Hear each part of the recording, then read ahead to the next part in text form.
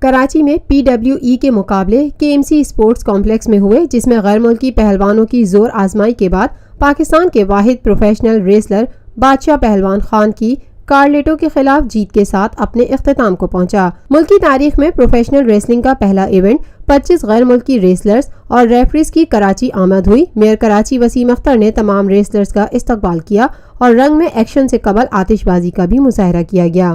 Fight سے قبل wrestlers اپنے اپنے سگنیچر اسٹائل میں ارینا میں آئے۔ پہلی فائٹ میں الجزائر کے یاسین عثمانی نے اٹلی کے فیبو فیراری کو چت کر دیا، جبکہ اگلی فائٹ میں ایڈمن فیلکس نے کامیابی حاصل کی۔ برطانوی ریسلر ٹائنی آئرن نے ایک ساتھ دو پہلوانوں کو پچھاڑا، جبکہ خواتین کا مارکا اینجلز بومبیٹا نے اپنے نام کیا۔ اپنے پسندیدہ ریسلرز کو ایکشن میں دیکھ کر ننھے منھے فینس خود بھی ریسلرز کے انداز اپنانے لگے۔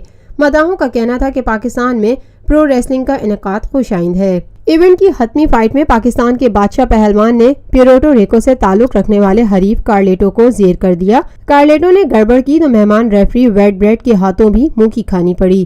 کراچی میں پرو ریسلنگ کے کامیاب انعقاد کے بعد اب ان پہلوانوں کا اگلا پڑاؤ لاہور میں ہوگا، جہاں وہ کل اپنے فن کا مظاہرہ کریں گے، پھر اسلام آباد میں ایکشن ہوگا۔ Lotus Lake Towers, a groundbreaking endeavor by Lotus Properties۔